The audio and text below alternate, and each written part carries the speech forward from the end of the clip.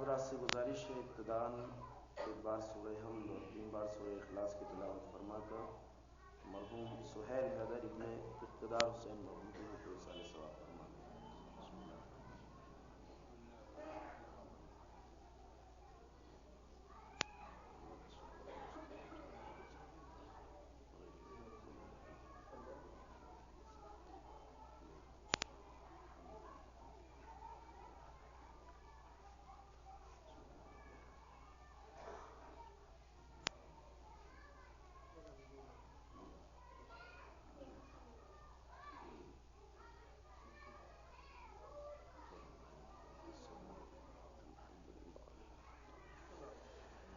اعوذ باللہ السمیع العلیم من الشیطان اللعین الرجیم حسبنا اللہ ونعم الوکیل نعم المولا ونعم النصیر بسم اللہ الرحمن الرحیم الحمد للہ الذی ہدانا لہذا وما كنا لنهتدی لولا ان هدانا اللہ لقد جاءت رسل ربنا بالحق والصلاة والسلام والتحیۃ والاکرام على اشرف الانبیاء والمرسلین مولانا و مولا الکونین جد الحسن والحسین ابی القاسم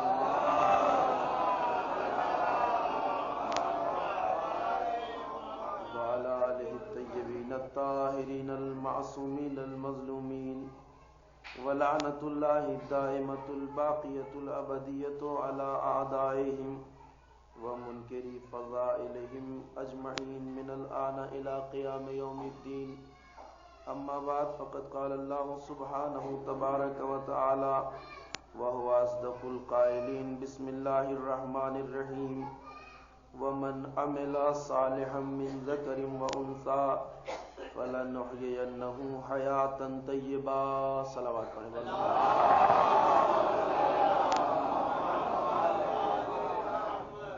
بزرگان گرامی اور معزز حاضرین کرام، آیہ کریمہ جس کی تلاوت کا شرف حاصل کیا ہے اور اسے سرنامہ سخن قرار دیا ہے، اس آیہ کریمہ میں ارشاد پروردگار یہ ہے کہ ومن عمل صالحا، جو بھی عمل صالح انجام دے گا، نیک عمل انجام دے گا، من ذکر و انثی، چاہے مرد ہو یا عورت، کوئی تخصیص نہیں ہے، جو بھی عمل صالح انجام دے گا چاہے مرد ہو یا عورت، فَلَنُحْيِيَنَّهُ حَيَاتًا طَيِّبَةً، ہم اسے حیات طیبہ اور ایک پاکیزہ زندگی عطا کریں گے۔ پاکیزہ زندگی، خوبصورت زندگی، آئیڈیل لائف، اس لیے کہ ایک انسان کی سب سے بڑی تمنا یہی ہے، آرزو اور کوشش یہی ہے کہ وہ ایک پاکیزہ زندگی گزارے، ایک بہترین زندگی گزارے۔ حیات طیبہ کا تصور جو قرآنی روشنی میں ہے وہ یہی ہے۔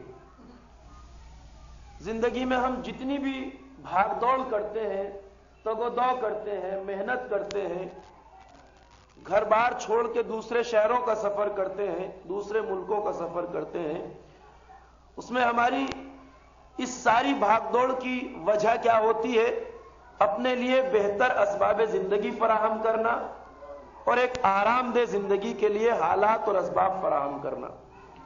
یہ سارا جتنا بھی انسانیت کا کارواں آگے بڑھ رہا ہے اور تمام کوششیں اس کی ایک بہترین زندگی کے لیے ہیں، مگر قرآن نے وعدہ کیا اور کہا کہ حیات طیبہ اور پاکیزہ زندگی دینے کا وعدہ ہم کرتے ہیں، مگر شرط اس کے لیے یہ ہے کہ انسان عمل صالح انجام دے۔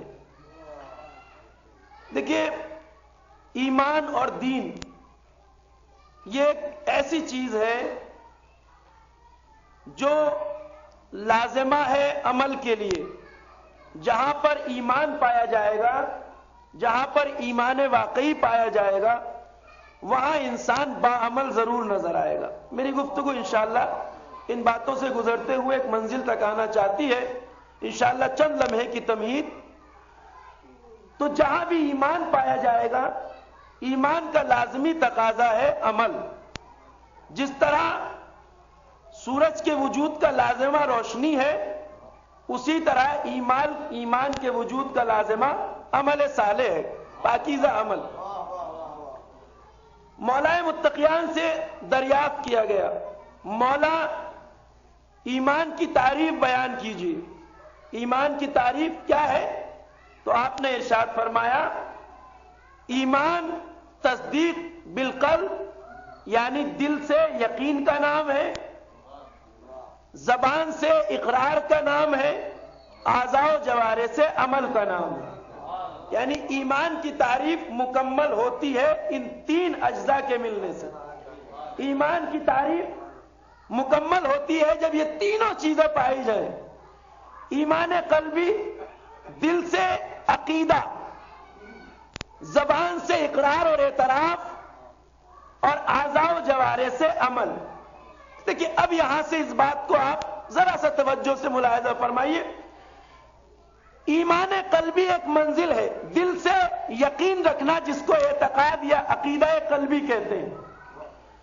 چونکہ عقیدہ کوئی دکھنے والی شے نہیں ہے، نظر آنے والی چیز نہیں ہے، لہذا اس کے لیے کہا گیا زبان سے اقرار اور اعتراف بھی کرو کہ عقیدہ کیا ہے۔ توجہ فرمائیں، ایمان کے بعد عقیدے کا اظہار بھی کرو، اور پھر آیا یہ زبانی دعویٰ ہے یا حقیقت اعتقادی ہے؟ دل میں ایمان اور عقیدہ آیا صرف زبانی حد تک ہے، اعتراف کی حد تک ہے؟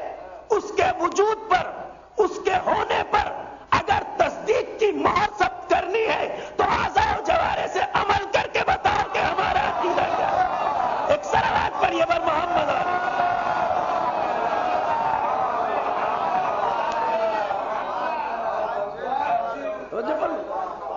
یہ تین ارکان لازم ہیں ایک ایمان کی حقانیت کے لیے۔ ایمان ہے تو قلبی یقین بھی پایا جانا چاہیے، زبانی اقرار بھی پایا جانا چاہیے، اور اعضاء و جوارح سے عمل بھی پایا جانا چاہیے۔ جہاں یہ تینوں ارکان ہوں گے وہاں ایمان ہوگا، جہاں تینوں ارکان نہ ہو وہاں دعویٰ تو ہو سکتا ہے، ایمان واقعی نہیں ہو سکتا۔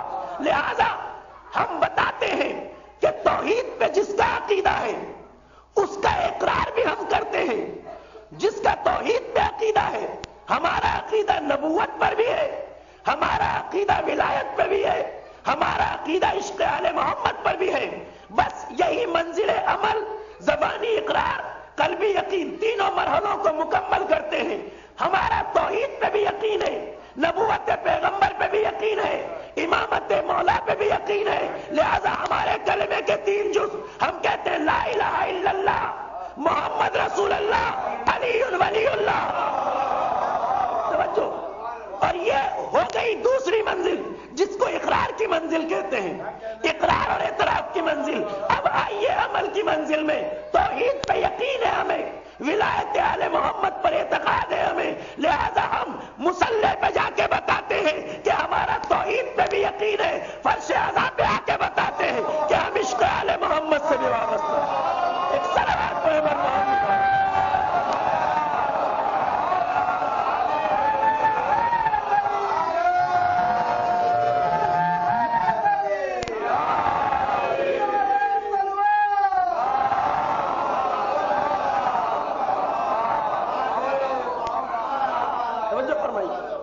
یہ عمل بالارکان، یہ تیسری منزل ہے۔ اظہار اعتقاد اگر کرنا ہے تو زبانی مرحلے کے بعد مرحلہ عمل ہے۔ مجھے چونکہ بہت سی باتیں اس مختصر وقت میں آپ کی خدمت میں پیش کرنا ہے، اس لیے تفصیلات سے گریز کرنا چاہتا ہوں اور اہم اور خاص موارد کی طرف صرف اشارہ۔ اب ایک چیز ہے، ایک فکر ہے سماج میں جو ہمیں سننے کو ملتی ہے اور میں اس کی وضاحت کرنا چاہتا ہوں۔ جو مجھے وہ بہت سے چہرے یہاں نظر آ رہے ہیں جو میرے طرز بیان سے بھی آشنا ہے اور مجھ سے بھی آشنا ہے، لہذا جن حضرات کے لیے نیا ہوں میں تو کوئی مسئلہ نہیں ہے، انشاءاللہ آپ آشنا ہو جائیں گے۔ المرء مخبوء تحت لسانہ تکلم تعرف، مولا نے فرمایا ہر انسان اپنی زبان کے نیچے چھپا ہے، بولو پہچانے جاؤ گے۔ تو تعارف کا ذریعہ یہی گفتگو ہے انشاءاللہ۔ ایک اعتقاد جس بات پر ہے اس کا اعتراف بھی ہونا چاہیے، اس کا اظہار عمل کے ذریعے بھی ہونا چاہیے. ایک فکر یہ پیدا ہوئی سماج میں اور کم و بیش ہمیں بہت غور کرنا چاہیے. میں اس کے تاریخی پس منظر کی طرف روشنی ڈالنا چاہتا ہوں اس بیان میں کہ ایک طبقے نے کہا کہ بس عقیدہ ہونا چاہیے, عمل کی کوئی حیثیت اور اوقات نہیں ہے. یہ ایک ایسی منفی سوچ ہے جس نے سماج کو اس منزل پہ نہیں آنے دیا جہاں پہ دین و شریعت کھڑا کرنا چاہتی ہے. مذہب اہل بیت, عشق اہل بیت ہمیں جس منزل پہ لانا چاہتا ہے, اس چیز نے اس کو بڑا نقصان پہنچایا. اور اس تفکر کا میں اس منبر سے پورے ذمہ داری کے ساتھ کہہ رہا ہوں, اس طرز تفکر کا, اس سوچ کا, اس نظریے کا کوئی تعلق مکتب اہل بیت اطہار علیہ السلام سے نہیں. اس لیے کہ اہل بیت اطہار نے, ائمہ معصومین نے سب سے زیادہ شدید ترین مقابلہ اگر کیا ہے وہ اسی طرز تفکر سے کیا, اسی نظریے سے کیا. اب میں آپ کی خدمت میں تاریخی حقائق کچھ پیش کرنا چاہتا ہوں. تجزیہ و تحلیل آپ کا کام ہے. آپ جانتے ہیں کہ پیغمبر کی رحلت کے بعد اسلامی خلافت اور طرز مملکت داری کو ملوکیت میں تبدیل کر دیا گیا. یہ ہم نہیں کہتے, یہ سب کا اعتراف ہے. ایک طبقہ ہوتا ہے جو انحراف کو بڑی گہرائی سے پہچانتا ہے, ایک طبقہ ہوتا ہے جو انحراف کو نہیں پہچان پاتا. وہ تب پہچانتا ہے جب انحراف بہت بڑھ جاتا ہے, جب انحراف بہت بڑھ جاتا ہے. پیغمبر اکرم کے بعد پورا شہر مدینہ خاموش تھا اس بات کو لے کر جو بعد پیغمبر واقع ہوئی. ذرا سا توجہ, انشاءاللہ بات آپ کے اذہان عالیہ تک پہنچ جائے گی. ایک پورا مدینہ, شہر مدینہ جہاں اصحاب پیغمبر تھے, پیغمبر پہ جان چھڑکنے والے اصحاب تھے, مگر ان کا قصور یہ تھا کہ وہ صاحب ایمان بھی تھے, پیغمبر کی مدد بھی کرنا چاہتے تھے, مگر نظر میں وہ گہرائی اور گہرائی نہیں پیدا ہو سکی تھی سب کے جو ہونا چاہیے. اس کے لیے صرف مٹھی بھر افراد تھے جو حقائق کو گہرائی سے جانتے تھے.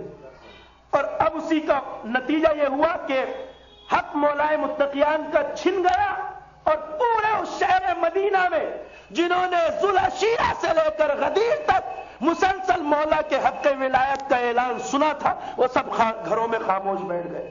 میں اس انحراف کی طرف توجہ دلانا چاہتا ہوں اور ایک مقصد تک پہنچنے کے لیے.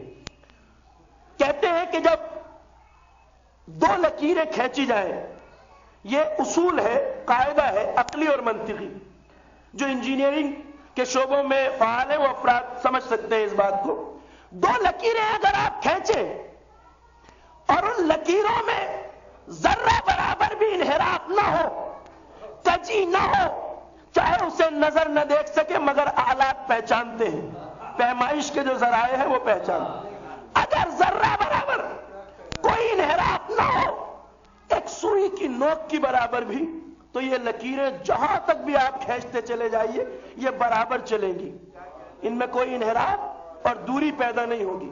مگر اگر ابتدا میں صاحب نظر انسان ہی جسے سمجھتا ہے اس انحراف کو نہ بھاپ پائے, اور ابتدا میں چاہے سوئی کی نوک کی برابر صحیح انحراف پایا جاتا ہو, تو یہ لکیریں جتنی دور تک جائیں گی یہ فاصلہ اصلی لکیر سے بہت بڑھ جائے گا. یہی ہوا خلافت پیغمبر کا مسئلہ.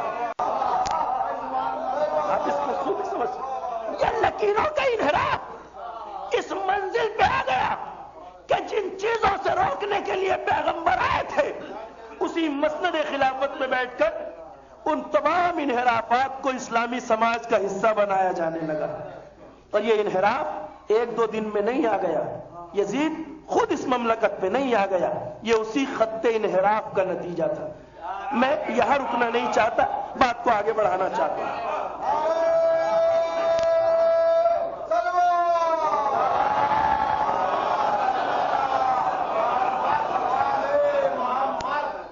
اب یہ فرق ہے کہ اس خط انحراف کا جو نتیجہ 50 سال کے بعد سامنے آیا, جب کر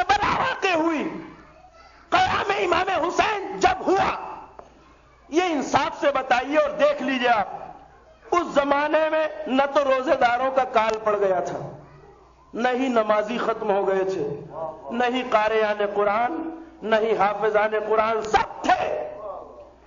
سب تھے، مگر جس چیز کی کمی پیدا ہو گئی تھی وہ تھی وہ چیز جو روح بندگی ہے، عبادت کا ہدف، نماز، روزہ، حج، زکات جس مقام پہ لا کے ایک مرد مسلمان کو کھڑا کرنا چاہتی ہے، وہ روح ختم ہو چکی تھی اسلامی سماج سے۔ وہ روح کیا ہے؟ وہ روح ہے ظلم کے خلاف آواز احتجاج بلند کرنا، ظالم کے خلاف کلمہ حق بلند کرنا۔ لہذا عالم اسلام کی مردنی کا عالم یہ تھا کہ ابھی 50 سال نہ گزرے تھے پیغمبر کو اس دنیا سے گئے کہ اتنا انحراف پیدا ہوا کہ ایک فاسق و فاجر گورنر نماز صبح 2 رکعت کی بجائے مستی کی حالت میں، شراب کی حالت میں 2 کی بجائے 4 رکعت پڑھا کے مسلمانوں کی طرف منہ کر کے پوچھتا ہے، کہو تو اور پڑھا دوں، میں آج موڈ میں ہوں، اگر ضرورت ہو اور پڑھا دوں۔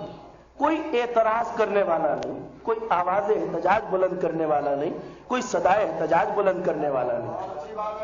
حالت عالم اسلام کی یہ ہو چکی تھی، سماج اسلامی وہاں پہنچ چکا تھا جہاں ظلم کے خلاف، برائیوں کے خلاف آواز احتجاج کرنے کی جرت نہیں رہ گئی تھی۔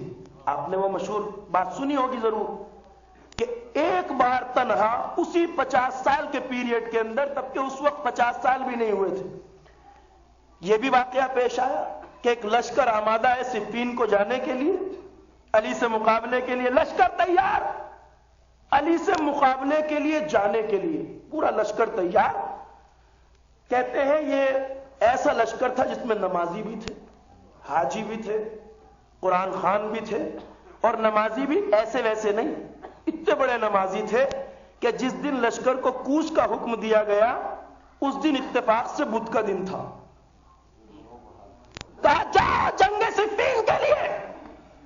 اور اب آپ جانتے ہیں کہ اس لشکر کے اتنے بڑے بڑے نمازی اس میں تھے کہ کہا کہ اے امیر شام، لشکر جانے کو تیار ہے، سب کچھ ریڈی ہے، کوئی پرابلم نہیں، مگر بس 2 دن کی تو بات ہے، پرسوں جمعہ ہے، ہم چاہتے ہیں جمعہ پڑھ کے جائیں۔ اب اس نے امر اعظ کی طرف دیکھا، کیا کہنا ہے، کیا مشورہ ہے؟ کہ بس انہیں آزمانے کا بہترین وقت یہی ہے کہ محمد کی تعلیمات کے خلاف اب یہ طبقہ تمہارے اختیار میں کس حد تک ہے۔ کہا کیا کروں؟ کہا بالکل سمپل بات ہے، ان سے کہو تمہیں جمعہ ہی تو پڑھنا ہے، کوئی بات نہیں، پرسوں کی بجائے آج پڑھ لو۔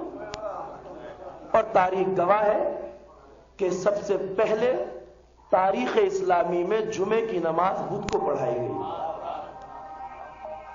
ایک صلوات پڑھیے بر محمد علیہ۔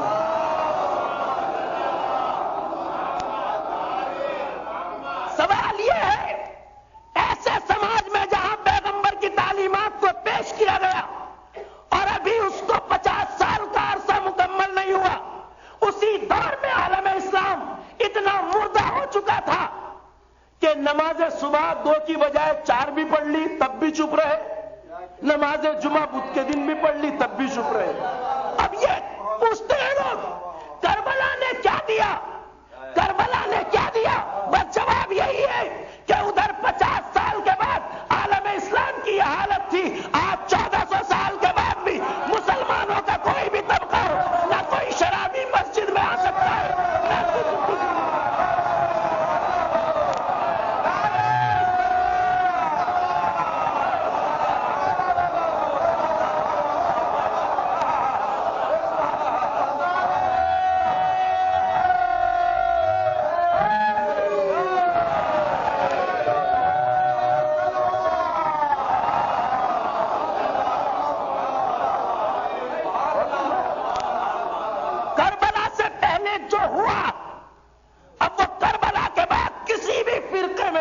سکتا، اس لیے کہ کربلا نے ظلم کے خلاف جرأت اظہار عطا کی،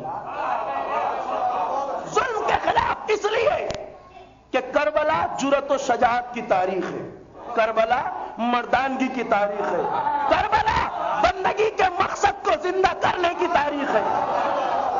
اور جس سماج میں مردانگی نہ ہو، شجاعت نہ ہو، وہاں کی بندگی بندگی نہیں ہے، عبادت عبادت نہیں ہے اسلام کا. اور اب میں چونکہ اس تمہید کو میں نے بے وجہ ذکر نہیں کیا، ایک مقصد تک بڑی تیزی سے میں گفتگو کو آگے بڑھانا چاہتا ہوں. سنیے گا. کربلا نے عالم اسلام کو یہ جذبہ دیا کہ حاکم مسند خلافت پہ کوئی بھی ہو، مگر پہلے اسلامی اصولوں کو دیکھو، پھر اس کے عمل کو دیکھو. اس کے عمل سے اسلامی اصول کو طے نہیں کیا جا سکتا. حاکم کے کردار سے اسلامی احکام کو طے نہیں کیا جا سکتا. اب یہ جرت پیدا ہو گئی. میری وہ گفتگو آپ ذہن میں رکھیے جہاں سے میں نے بات شروع کی. اب خلفائے بنی امیہ اور بنی عباس نے اختیارات کو اپنے ہاتھ میں لیا، اور یہ تاریخ گواہ ہے کہ فسق و فجور اور بدکاریوں کا وہ عالم تھا ان درباروں میں جس کے تذکرے سے تاریخیں بھری پڑی. کربلا نے جرأت دے دی، تحریکیں ہوئی. اب خلیفہ وقت کربلا سے پہلے تک محفوظ تھا مسلمانوں کے اعتراض سے، مگر بعد کربلا وہ اپنے آپ کو محفوظ نہیں سمجھتے تھے. اب کوئی بھی مسلمان گریبان پہ ہاتھ ڈال کے پوچھ سکتا تھا، اگر تو مسند خلافت پیغمبر پہ بیٹھا ہے تو یہ خلاف اسلامی اعمال کس وجہ سے ہے، اس کی وجہ اور علت کیا ہے. میں اسی بات کی طرف آنا چاہتا تھا. یہی وہ منزل ہے جہاں ایک بات رکھنا چاہتا ہوں. اس بات کو اور خطرے کو مد نظر رکھتے ہوئے انہوں نے مسلمانوں کے درمیان ایک فکر کو رائج کیا، ایک طرز تفکر، ایک آئیڈیالوجی کو ڈیولپ کیا. وہ کیا تھی سرکار؟ ایک طبقے کو زرخرید علماء، درباری ملاؤں کو جمع کر کے عالم اسلام میں ایک سوچ کو پروان چڑھایا. اور وہ سوچ یہ تھی کہ عام طور سے مسلمانوں کو بتاؤ کہ عقیدہ ہونا چاہیے، عمل کچھ بھی ہو نجات ہو جائے گی.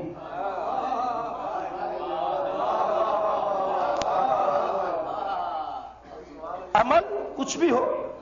لہذا جیسے جیسے یہ فکر پروان چڑھی عالم اسلام میں، مردہ زمینی کا پھر وہی عالم پیدا ہو گیا. ہر مسلمان کہتا تھا ٹھیک ہے خلیفہ صاحب کچھ بھی کر رہے ہیں، کرنے دیجئے، مگر اللہ پہ عقیدہ تو رکھتے ہیں.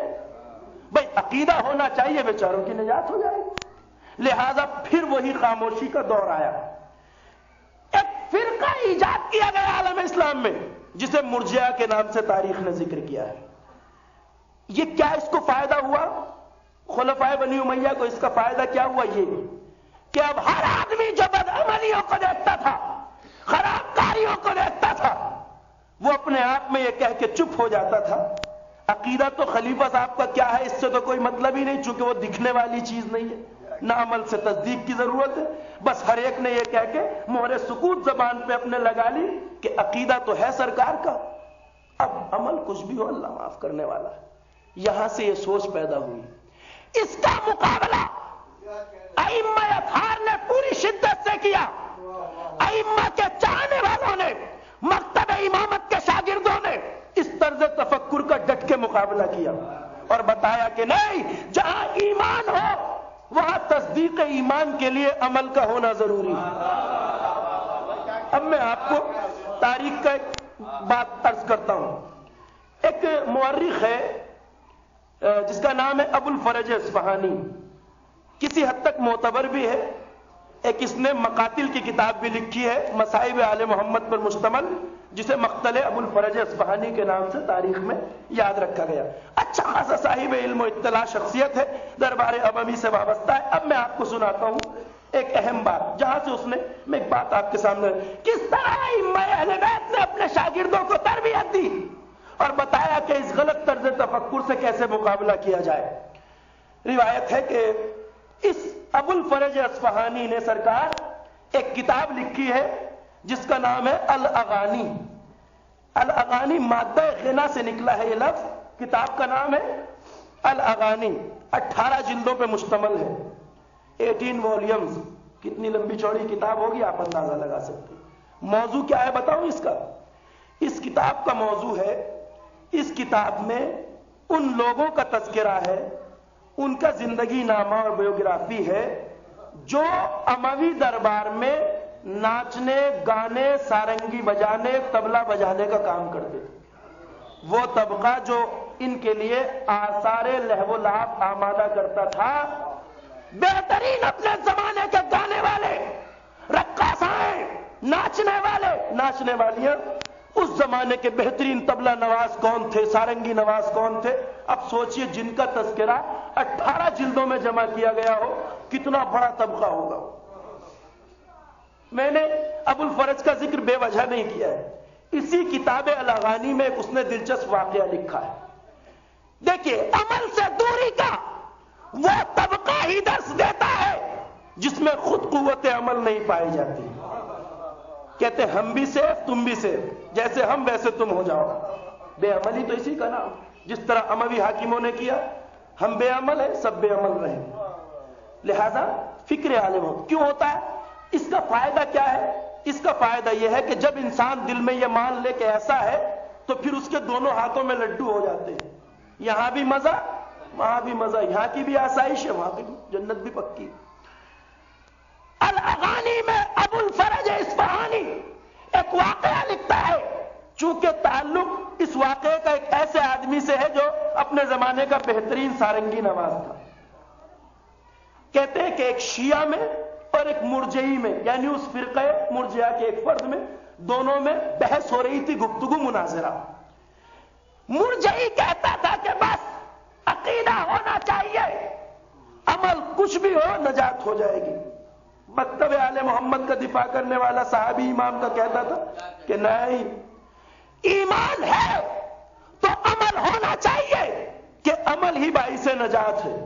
सारी कुरानी तालीमात इस पे, आप कुरान को शुरू से आखिर तक पढ़ जाइए, जहां भी कामयाबी का तस्करा है, ये इबारत आप बार बार देखेंगे, आमनु व अमलुस सालिहात, आमनु व अमलुस सालिहात। कामयाब वो है जो ईमान लाते और अमल साले अंजाम देते। तो क्या कुरान की बात बेअर्जिश और बेकीमत है? अब यहां से दोनों में बहस, कोई किसी की बात मानने को तैयार नहीं। शिया कहता है कि ईमान है तो अकीदा है तो फिर अमल होना चाहिए, वो कहता नहीं कोई जरूरत। जब बहस होते होते बड़ी देर गुजर गई, सुनिए, तब इन्होंने कहा भाई जब कोई फैसला नहीं हो पा रहा तो किसी नतीजे तक पहुंचना है, क्या किया जाए। दोनों ने यह तय किया कि इस गली में जो सबसे पहला आदमी दाखिल होगा, गली, पहला आदमी जो गली में एंट्री करेगा उससे फैसला करवाएंगे, जो वो कहेगा मान लेंगे। वाकया ये है, जो आएगा पहला आदमी उससे पूछेंगे, वो हमारे दरमियान फैसला करे, जो फैसला दे कबूल कर लेंगे। का ठीक है। कुछ देर बाद जो गली में सबसे पहला आदमी इंटर हुआ, वो दरबारे बनी उमैया का एक तबला नवाज था, जो अपना पूरा तामझाम कांधे से लटकाए हुए गली में दाखिल हुआ। और जब करीब आया तो दोनों ने अपना अपना मसला रखा। ये कहता है, मैं ये कहता हूं, शिया ये कहता है, मुरजई ये कहता है, दोनों ने अपनी बात रखी। अब रिवायत के लफ्ज़ जरा गौर से सुनिएगा, ज़माना मासूमीन की बात है। इस सारंगी नवाज ने कुछ देर के लिए अपना सर झुकाया, गौर किया और एक बड़ा नपतुला जवाब दिया। कहता है सर उठा के, आलाई शीयुन व अस्फली मुरजई, मेरे बदन का ऊपरी हिस्सा जहां दिल है, दिमाग है, शऊर है, वो तो शिया के साथ है, और नीचे का हिस्सा इस मुरजई के साथ है। एक सलावत पढ़िए बर मोहम्मद आलम।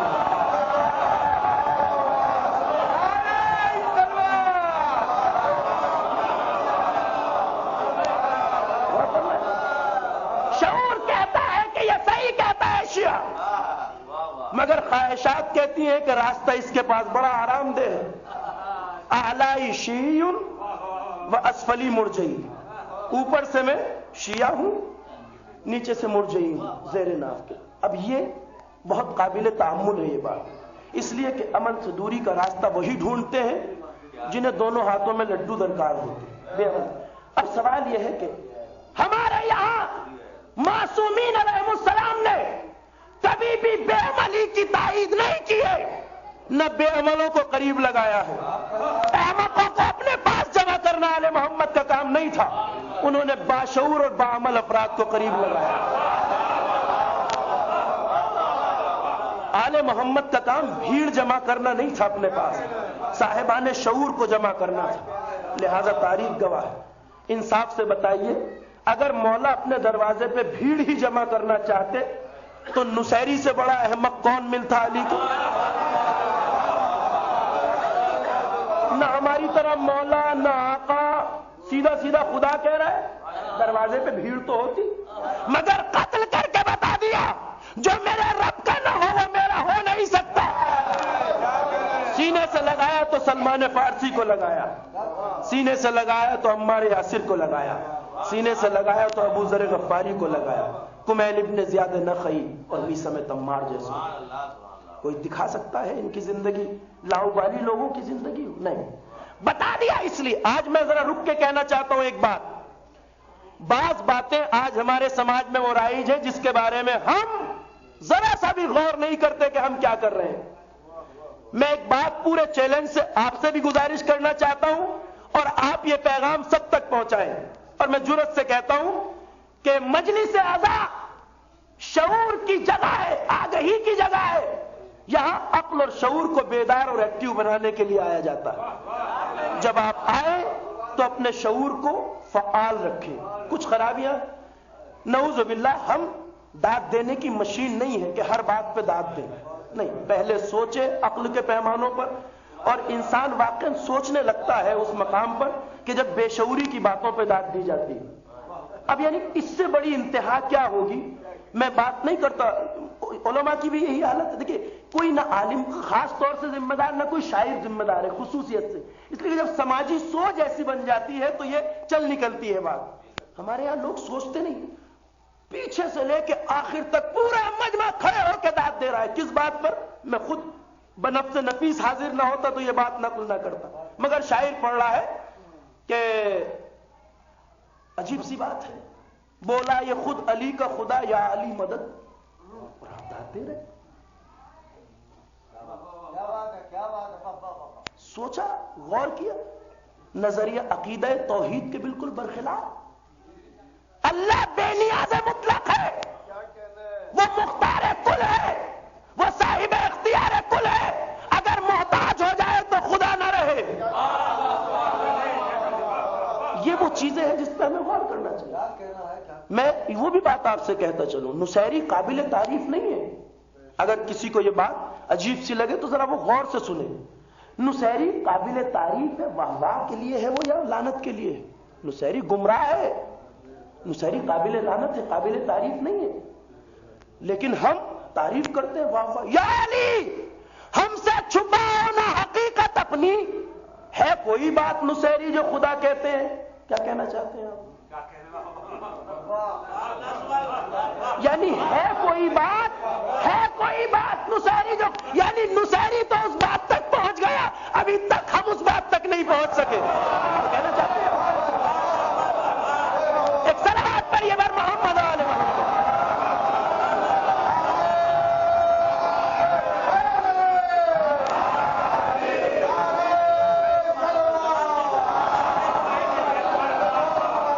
کیا کہنا چاہتے ہیں؟ اگر ذرا سا ہم شعور کو بروئے کار لائیں، کتنے تعجب کی بات ہے، ہم اس گمراہ کے اوپر داد دے رہے ہیں جس کا گلا علی نے اپنی تلوار سے کاٹ دیا. اور پھر یہ بھی پڑھتے ہیں، کتنے تعجب کی بات ہے جو علی کی. دیکھیں، نصیری کے بارے میں اگر آپ کے ذہن میں دور سے بھی کوئی یہ خطور پیش آئے کہ وہ برحق تھا تو یہاں آ کے ختم ہو جائے گا. اس لیے کہ نصیری ایسا کافر تھا جسے علی نے زندہ چھوڑنا بھی گوارا نہیں کیا. اور بھی کافر جی رہے تھے، مگر یہ ایسا کافر تھا جس کے اپنے تلوار سے جس کا گلا کاٹ دیا. اور آپ جانتے ہیں علی کی تلوار سے جس کا گلا کٹے وہ خود مومن ہو، یہ تو بہت دور کی بات ہے، اس کی تو 7 نسلوں میں بھی کوئی صاحب ایمان نہیں ہوتا. صلوات پڑھے بر محمد آل محمد.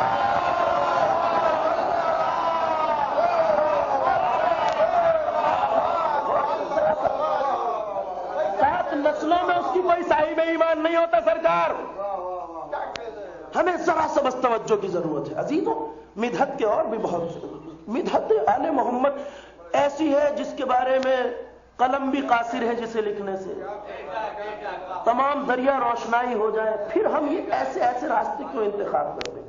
اور میں پھر وہی کہوں گا، نہ کوئی خاص شاعر مراد ہے، نہ کوئی خطیب، ہمارا عام سماج جس طرح کی حالت میں، بس ہمیں اپنے سماج کو منزل شعور کی، اگر یہ خرابیاں اب تک تھی تو ہمیں کوشش کرنا چاہیے کہ آئندہ نہ ہو، اس لیے کہ بے شعوری کا کوئی تعلق دروازہ آل محمد سے نہیں ہے، ہمیں شعور۔ اب یہ بہت توجہ کی بات، وہ زمانہ دیکھیں، ایک بہت عجیب سی بات میں آپ سے سنانا چاہتا ہوں کہ صاحبان عرفان نے یہ کہا ہے، جہاں یہ بات بے انتہا صدمہ عالم کی ہے اور افسوس کی ہے کہ ہم زمانہ معصومین میں نہیں تھے، ہم مولا کے زمانے میں ہوتے، سید الشہداء کے زمانے میں ہوتے، حسن مصطفیٰ کے زمانے میں ہوتے، جہاں یہ بات مقام افسوس ہے وہیں مقام شکر بھی ہے کہ ہم اس زمانے میں نہیں تھے۔ صاحبان عرفان نے کہا یہ مقام شکر بھی ہے۔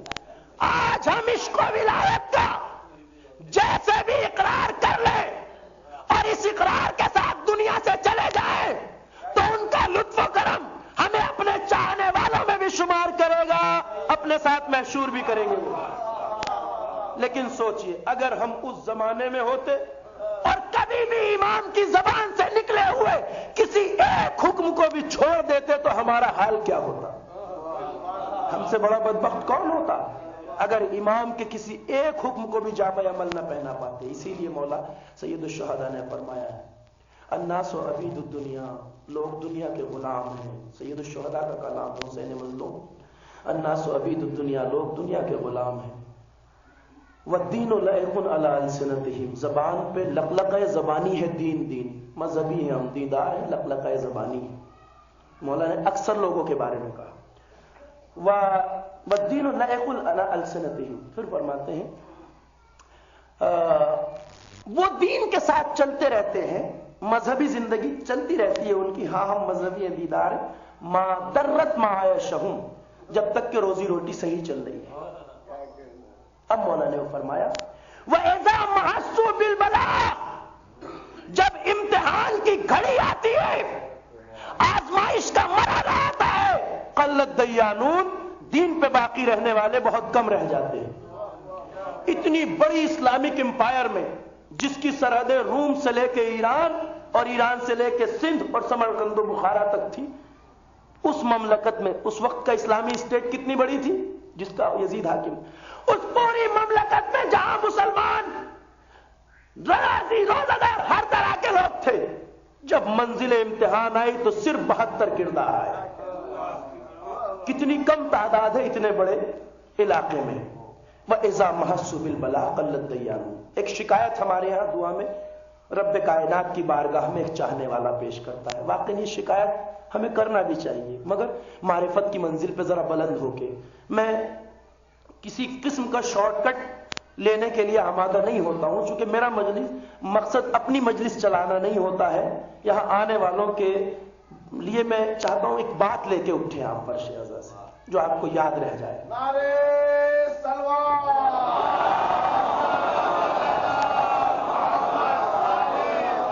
اللہم انا نشکو الیک فقد نبینا وغیبت ولینا، ایک دعا ہے جس میں صاحبان ایمان اللہ کی بارگاہ میں عرض کرتے، پروردگار ہم تیری بارگاہ میں شکایت رکھتے ہیں اس بات کی کہ ہمارے پیغمبر بھی ہمارے درمیان نہیں ہے، ہمارے لیے امتحان کی منزل ہے، ہمارے پیغمبر ہمارے درمیان، وغیبت ولینا، اور ہمارے زمانے کا امام ہماری نظروں سے غائب ہو چلے۔ اس شکایت کی وجہ جانتے ہیں آپ کیا ہے؟ ہمارا امام ہماری نظروں سے اوجھل، ہمارا ہاتھ آپ کے دامن تک نہیں پہنچتا، اس سے بڑی بد نصیبی اس وقت ہماری نہیں ہو سکتی۔ اسی لیے انتظار کرنے والے جو زمانے غیبت میں انتظار کرتے ہیں، کل مجاہد فی سبیل اللہ، ان کی پوری زندگی ایسے گزرتی ہے جیسے اللہ کی راہ میں جہاد کر رہے ہیں۔ کل مجاہد فی سبیل اللہ۔ شکایت کیوں ہے میں بتاؤں، اگر کوئی مسئلہ مشکل ہو تو اگر معصوم موجود ہو تو ہم ڈائریکٹ اپنے مولا سے پوچھ سکتے ہیں، بڑی آسانی، لیکن اگر امام تک ہماری رسائی نہ ہو تو ہم کس طرح دریافت کریں؟ اب ایک بات آپ کے اذہان عالیہ تک منتقل کرنا چاہتا ہوں۔ بعض افراد جو لوگوں کو دھوکہ دیتے ہیں یا معصومین کی تعلیمات کے خلاف لے کے جاتے ہیں، اس کی وجہ یہ ہوتی ہے کہ بعض چیزیں انہیں ایسی مل جاتی ہیں جنہیں وہ خود نہیں سمجھتے. میں روایت پیش کرتا ہوں اور یہ دیکھیے کہ حضور امام کا کتنا بڑا فائدہ ہے. میرے بزرگ ذرا توجہ سے سنیں. ایک چاہنے والا آیا مصحف ناطق حضرت امام جعفر صادق علیہ السلام،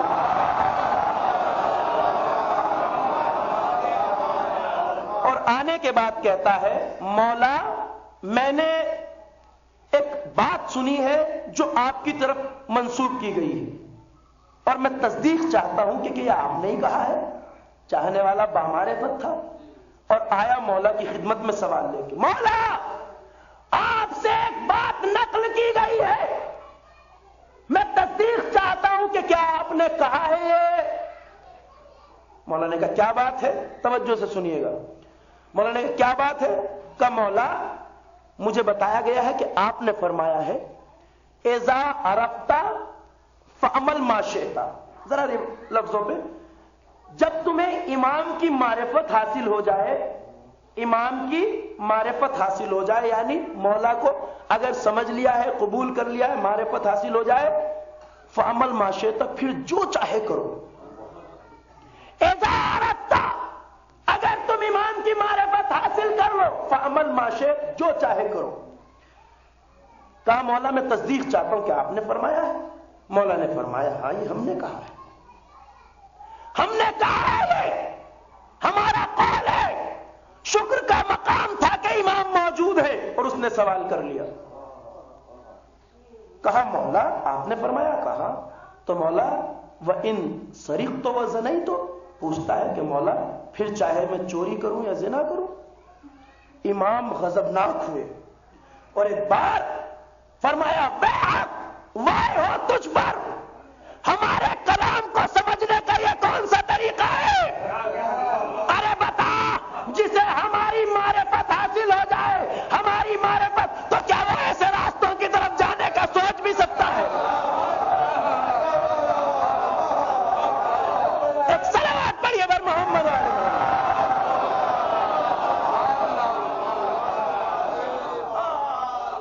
مولا نے بتانا چاہا کہ ہماری معرفت، ہمارا عشق گناہوں کے مقابل میں سب سے بڑی رکاوٹ کا نام ہے.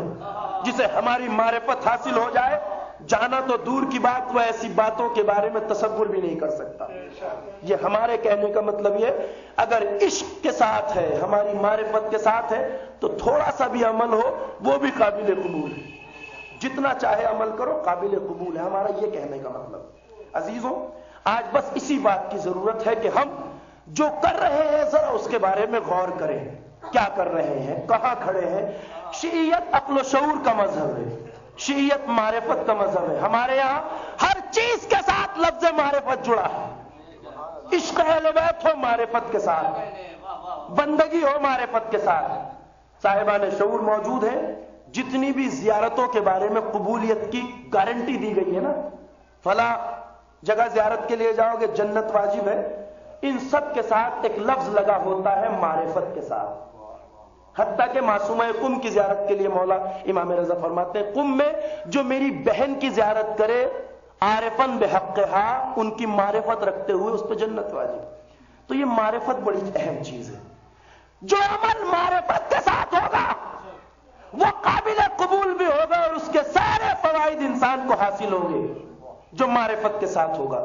کیونکہ بے شعوری کا مذہب نہیں ہے عشق آل محمد. عرض کرنا چاہتا ہوں ایام اضحیٰ ہے اور آپ کے لیے 2-3 مفید باتیں بیان کر کے بات کو منزل تمام تک لانا چاہتا ہوں. ذرا سنیے گا. آج ہم جو کر رہے ہیں عزائے سید الشہداء، ماتم کس چیز کا نام ہے؟ ذرا سا ہم ان حقائق کی طرف غور کریں، بہت کچھ ہمارے سماج کو حاصل ہوگا. عزاداری سید الشہداء بیداری کا نام ہے، جرت کا نام ہے، قیام کا نام ہے. اس کی مقصدیت کو ہمیں پہنچانا چاہیے دنیا میں.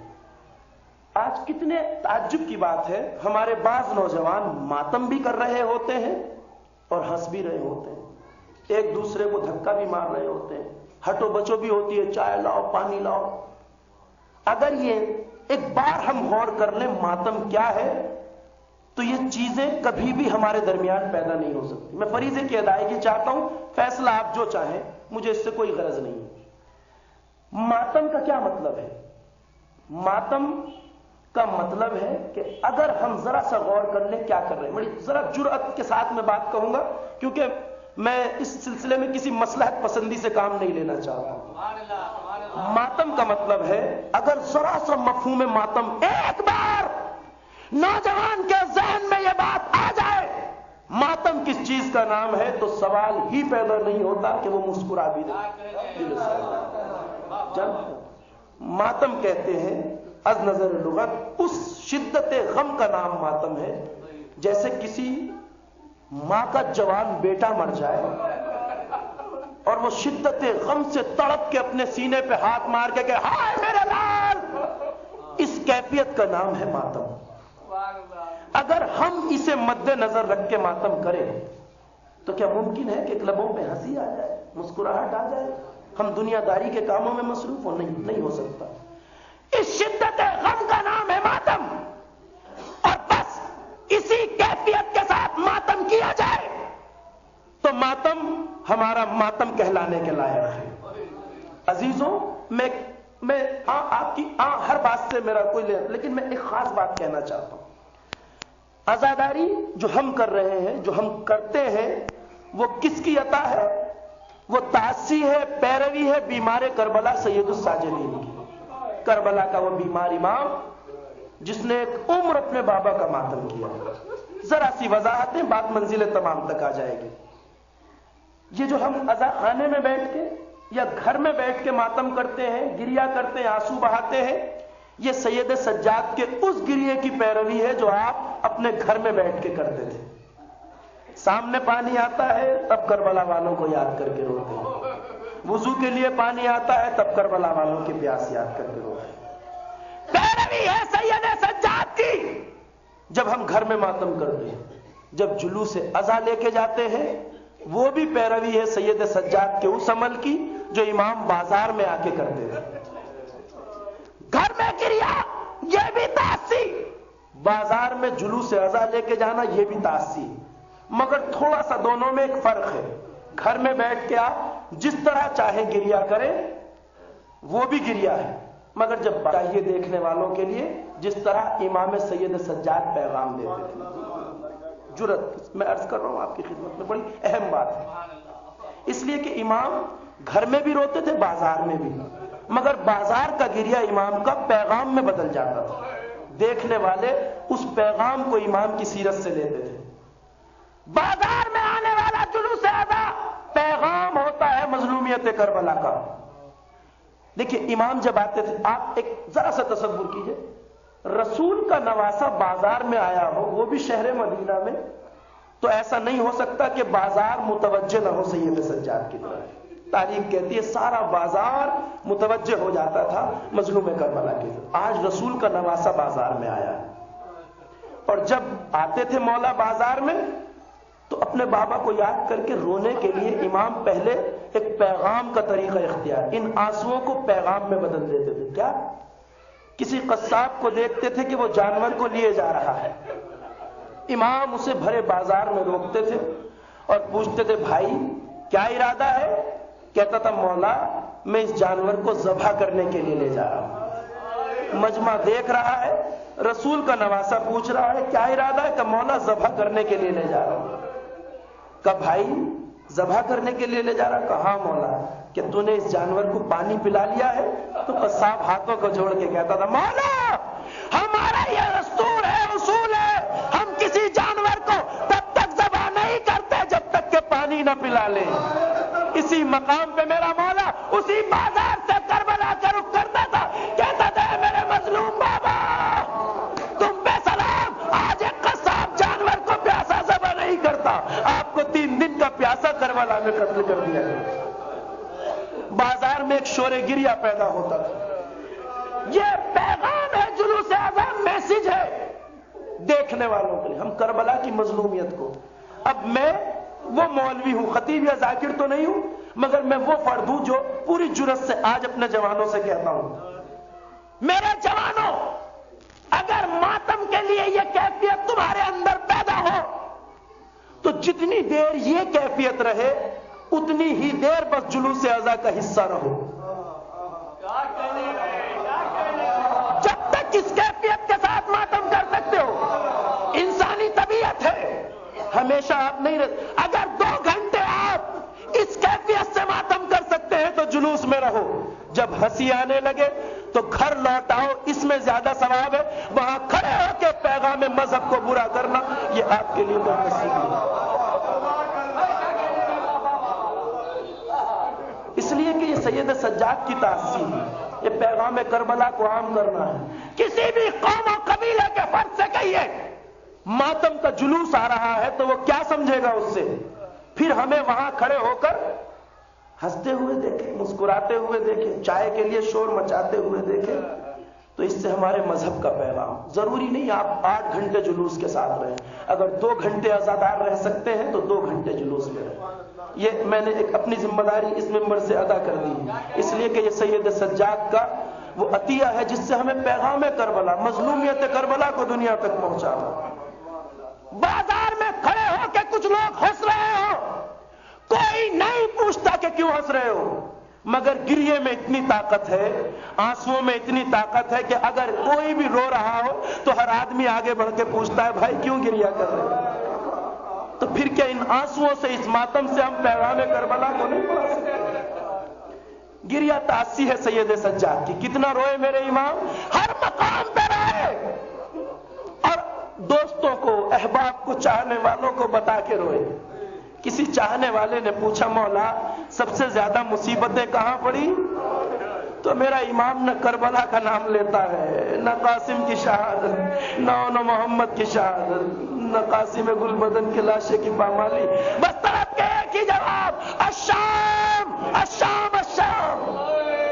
عابد سے جب وطن میں کسی نے کیا کلام، گزرے ستم زیادہ کہاں تم پہ یا امام، فرمایا روکے آپ نے الشام شام شام. سرننگے میرا کنبہ تھا اور گرد خاص و عام. ارے بیووں کو دیکھ دیکھ ادو شاد ہوتے تھے، بابا کا سر بھی روتا تھا اور ہم بھی روتے تھے. اجرکم اللہ.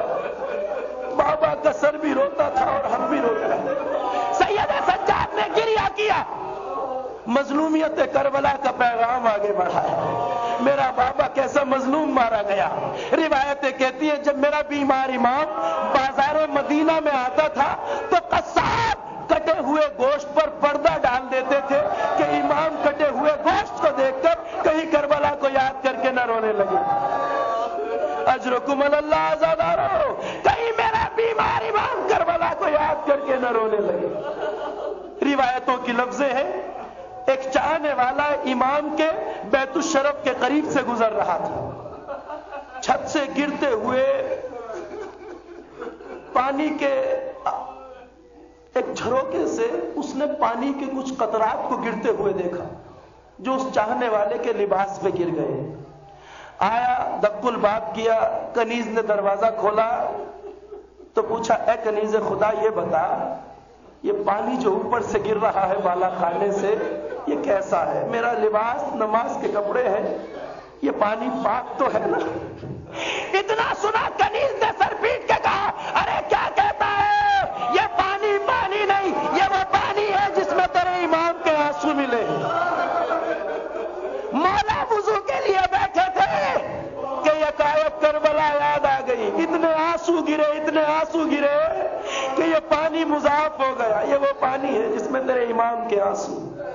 اجرکم اللہ. چاہنے والا تھا، دل بھر آیا. کنیز سے کہا مولا سے اذن باریابی حاصل کرو، میں مولا کی خدمت میں آنا چاہتا ہوں. روایت کہتی ہے مولا نے اجازت دی. چاہنے والا اس جگہ آیا جہاں مظلوم امام بیٹھا گریا کر رہا ہے. آنے کے بعد چاہنے والے نے کہا مولا کب تک گریا کیجیے گا؟ آقا مدتیں گزر گئی، آقا اب صبر کیجیے. تو روایت کہتی ہے میرے امام نے کہا اے چاہنے والے تو نے انصاف نہیں کیا، بتا یعقوب کا ایک یوسف صرف نظروں سے اوجھل ہوا تھا. فراق یوسف میں یعقوب اتنا روئے کہ آنکھیں سفید ہو گئی. आंखें सफेद हो गई। अरे बताओ उसे कितना रोना चाहिए जिसके 18 यूसुफ करबला की जमीन पे उसके सामने कत्ल कर दिए गए। बताओ उसे कितना गिरिया करना चाहिए, बताओ उसे कितना रोना चाहिए। रिवायत के फिक्रे हैं, चाहने वाले की आंखों से आंसू रवा हो गए। एक बार हाथों को जोड़ के कहा, मौला ठीक है आपके तमाम इज़्ज़ा क़ुरबा कत्ल कर दिए गए, मगर मौला शहादत तो आपके घराने की मीरास है आका, बस सब्र कीजिए। सज्जाद ने यह सुना, दिल भर आया, तड़प के एक बात कही, चाहने वाले तूने सही कहा, शहादत हमारे घराने की मीरास है। सही कहा, शहादत हमारे घराने की मीरास है। मैं सब्र कर लेता, मगर बताया कि माँ बहनों और फुफियों को बाजारों में नंगे सर फिराना, ये भी क्या हमारे मोहम्मद की मीरास है। अरे बाजार शाम कूफा था, मुनादी आवाज दे रहा था, ये अली की बड़ी बेटी ज़ैनब है, ये उम्मे कुलसूम है, ये रबाब है, ये उम्मे लैला। मैं मजलूमियत से सर झुकाए हर बाजार से गुजर गया। वसयअलमुल्लज़ीना ज़लमू अय्य मुनक़लबिन यनक़लिबून इन्ना लिल्लाहि व इन्ना इलैहि राजिऊन। इलाही बिहक़्क़ ज़हरा व अबीहा व बालिहा व बनीहा। चाहिए देखने वालों के लिए जिस तरह इमाम सैयद सज्जाद पैगाम देते थे। जुरत, मैं अर्ज कर रहा हूं आपकी खिदमत में, बड़ी अहम बात है। इसलिए कि इमाम घर में भी रोते थे, बाजार में भी, मगर बाजार का गिरिया इमाम का पैगाम में बदल जाता था। देखने वाले उस पैगाम को इमाम की सीरत से लेते थे। बाजार में आने वाला जुलूस आज़ा पैगाम होता है मजलूमियत करबला का। देखिए इमाम जब आते थे, आप एक जरा सा तसव्वुर कीजिए, रसूल का नवासा बाजार में आया हो, वो भी शहर मदीना में, तो ऐसा नहीं हो सकता कि बाजार मुतवज्जे न हो सैयद सज्जाद की तरफ। तारीख कहती है सारा बाजार मुतवज्जे हो जाता था मजलूम करबला की तरफ। आज रसूल का नवासा बाजार में आया है, और जब आते थे मौला बाजार में तो अपने बाबा को याद करके रोने के लिए इमाम पहले एक पैगाम का तरीका इख्तियार, इन आंसुओं को पैगाम में बदल देते थे। क्या? किसी कस्साब को देखते थे कि वो जानवर को लिए जा रहा है, इमाम उसे भरे बाजार में रोकते थे और पूछते थे, भाई क्या इरादा है? कहता था, मौला मैं इस जानवर को ज़बह करने के लिए ले जा रहा हूं। मजमा देख रहा है, रसूल का नवासा पूछ रहा है क्या इरादा है? कि मौला ज़बह करने के लिए ले जा रहा हूं। कहा भाई ज़बह करने के लिए ले जा रहा? कहा मौला, कि तूने इस जानवर को पानी पिला लिया है?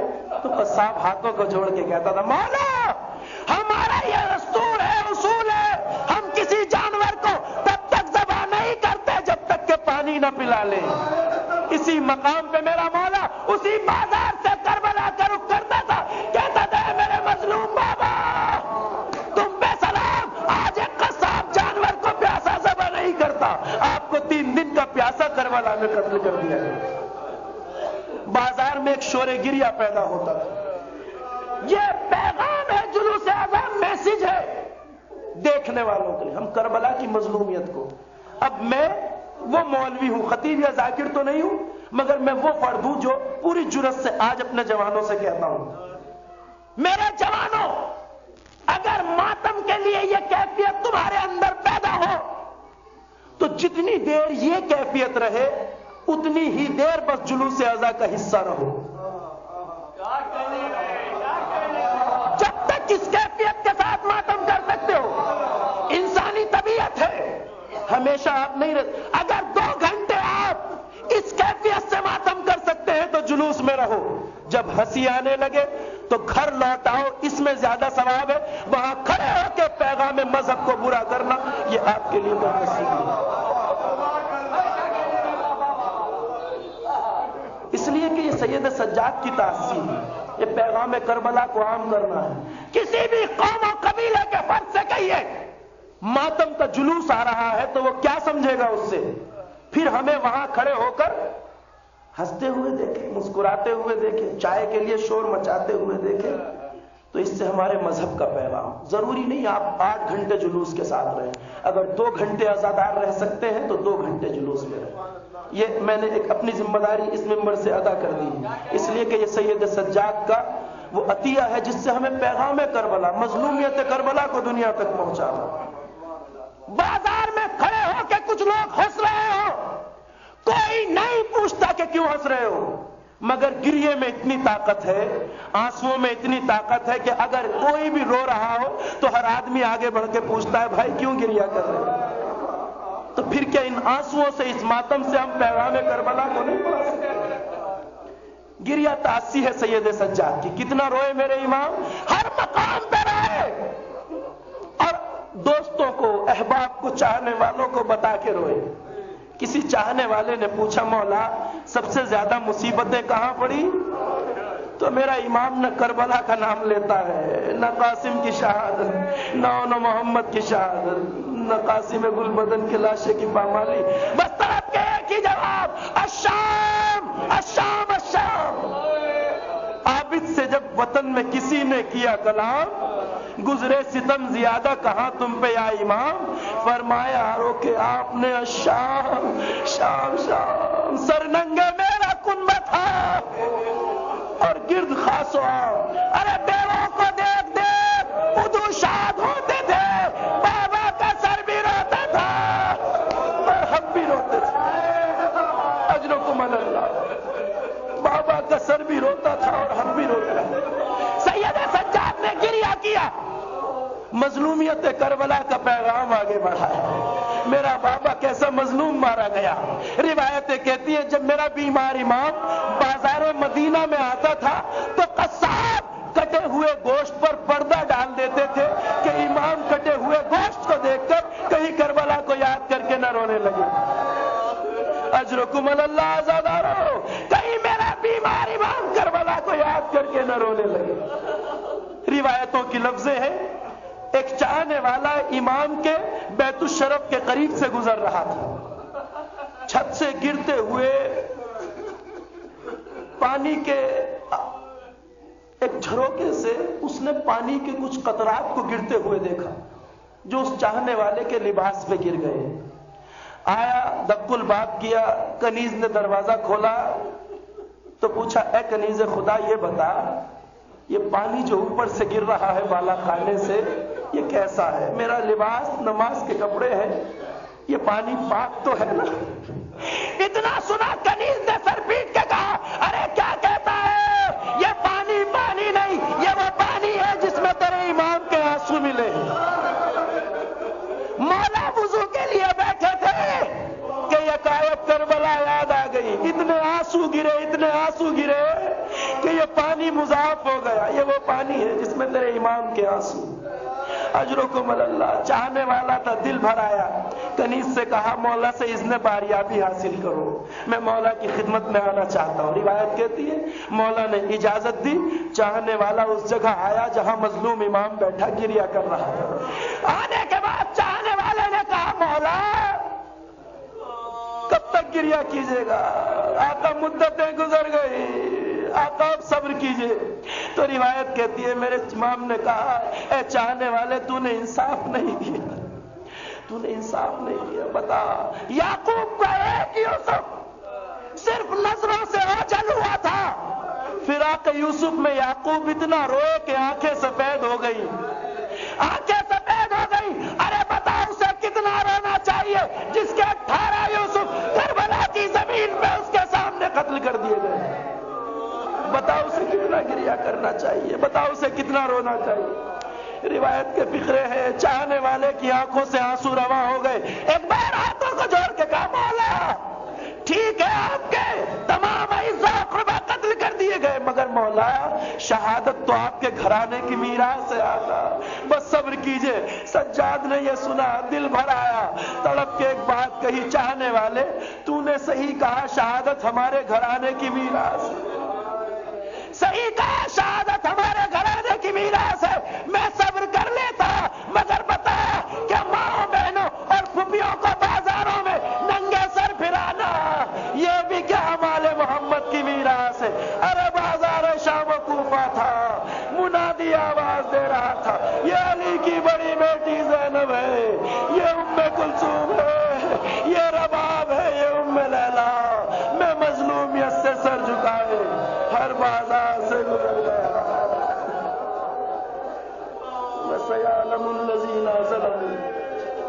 أي منقلب ينقلبون إنا لله وإنا إليه راجعون إلهي بحق زهراء وأبيها وبعلها وبنيها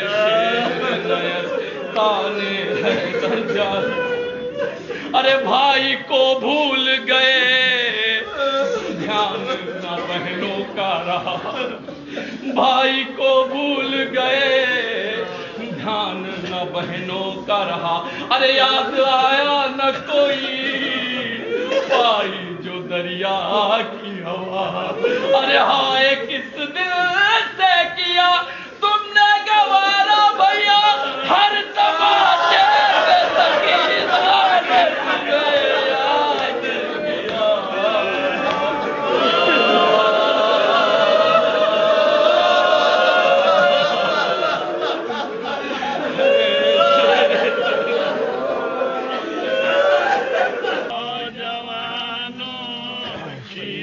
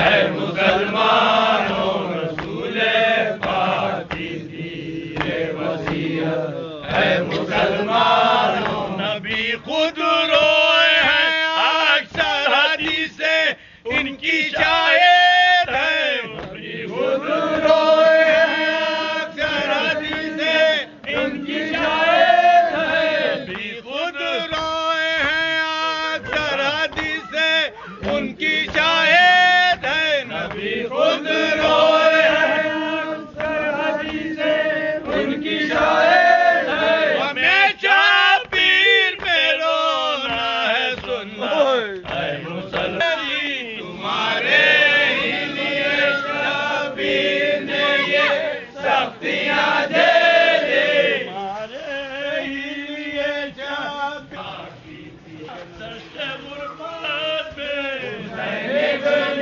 علی نے گھر لٹایا، دشت غربت میں ابن علی نے گھر لٹایا، دشت غربت میں ابن علی نے گھر لٹایا، دشت غربت میں ہمیں لگتی بنیاد جہاں پر مسلمان امام کھاتے ہیں آنکھیں کام کر سکے ماتم نہ ہو، میرے غریب الوداع، میرے غریب الوداع، میرے غریب الوداع، میرے غریب الوداع، کٹ گیا زہرا کا باغ، ہو گیا زہرا کا باغ، ہو گیا گھر پہ چراغ، غم سے تم کر برات، دل پہ بہتر ہے داغ، میرے غریب الوداع، میرے غریب الوداع، میرے غریب الوداع، میرے غریب الوداع،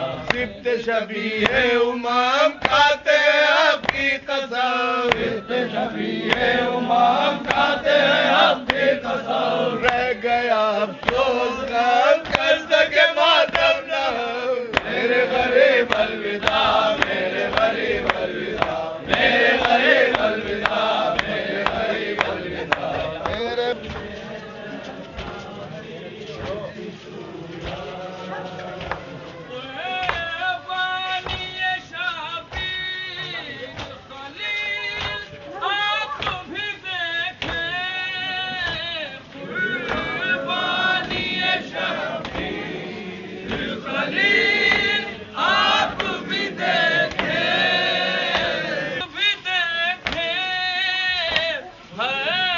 خواب دکھاتا نہیں تعبیر